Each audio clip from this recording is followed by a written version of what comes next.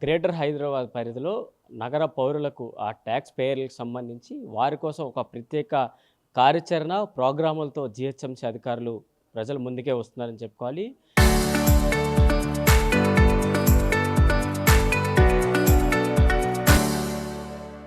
ఏదైతే zonal officers ఉన్నాయో అన్నిట్లో కూడా ప్రతి ఆదివారం ఈ మార్చి నెలలో ప్రతి ఆదివారం 10 గంటల నుంచి మధ్యాహ్నం 1 గంటల వరకు ట్యాక్స్ పేయింగ్ ఏ విధంగా చేయాలి, ట్యాక్స్ ఏ విధంగా చెల్లించాలనే కార్యక్రమానికి సంబంధించి ప్రతి జోనల్ ఆఫీస్లో డిప్యూటీ కమిషనర్లు, బిల్ కలెక్టర్లు, ప్రతి అధికారులందరూ కూడా తమ డ్యూటీల్లో ఉంటూ సెలవు దినం అయినప్పటికీ సరే ఆ ప్రజలంతా కూడా ట్యాక్స్ పే చేయడానికి ముందుకు రావాలి. ఈ కార్యక్రమానికి సంబంధించి ముందుకు వెళ్తున్నారు. ఇక్కడ డిప్యూటీ కమిషనర్ శ్రీనివాస్ గారు మనతో పాటు ఉన్నారు.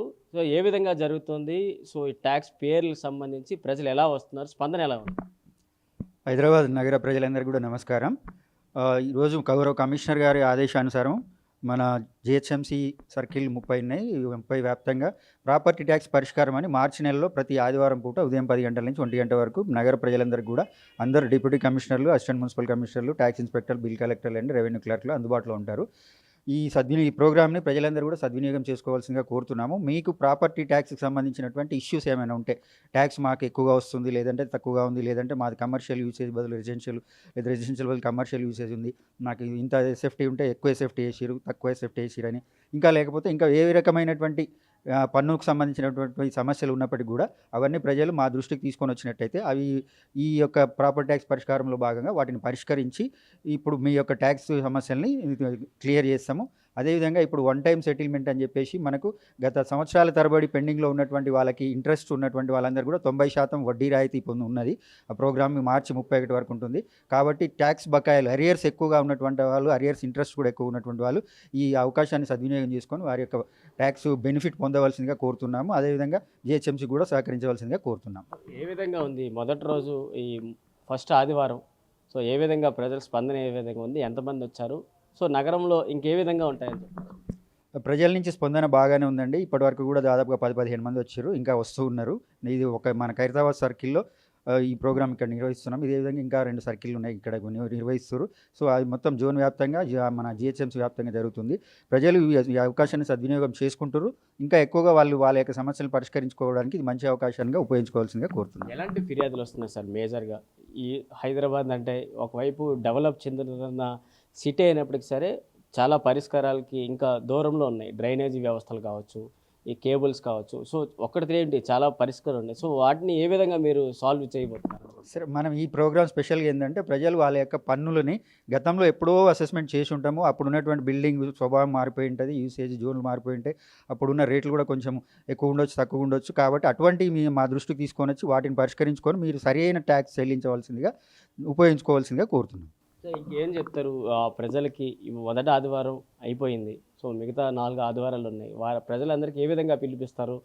తక్కువ సమయంలో ఉంది, ఉదయం 10 గంటల నుంచి 1 గంట వరకు సమయం కేటాయించారు కాబట్టి వాళ్ళకి ఏమని పిలుపునిస్తారండి?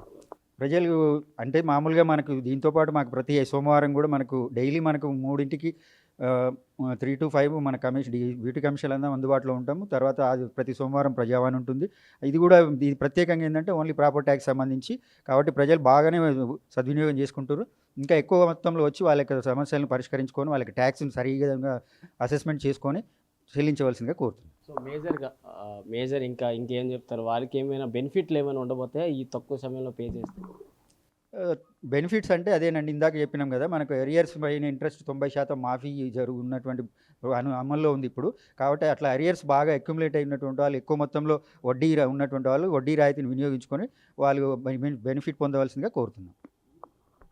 ఇది మొత్తంగా గతంలో నుంచి అనేక పెండింగ్లో ఉన్న ట్యాక్స్ సంబంధించి పెండింగ్లు, చలాన్ల మీద ఇంకా ఏవైతే వడ్డీలు పడుతున్నాయో వాటన్నిటికి సంబంధించి పరిష్కారం చేసేందుకు మేము సిద్ధంగా ఉన్నామంటూ అధికారులు అయితే చెప్తున్నారు. ఇక భవిష్యత్తుకు సంబంధించి ఇక పెండింగ్లో ఉన్న వడ్డీలు కావచ్చు, ట్యాక్సులు కావచ్చు, వాటన్నిటికి కూడా ప్రత్యేకంగా ఈ మార్చి నెలలో ఈ 5 ఆదివారాలు ఉన్నాయి. 10 గంటల నుంచి మధ్యాహ్నం 1 గంట వరకు ప్రత్యేక ప్రోగ్రాములు పెట్టుకుంటూ కూడా ఈ ట్యాక్సులు పే చేయడానికి ముందుకు రావాలి. దాంతోపాటు నగర అభివృద్ధికి కూడా ప్రజలందరూ తమ వంతు పాత్ర పోషించాలంటూ కూడా అధికారులు అయితే తెలుపుతున్నారని చెప్పుకోవచ్చు. వీడియో జర్నలిస్ట్ అశోక్తో ప్రశాంత్, RTV, హైదరాబాద్ నుంచి.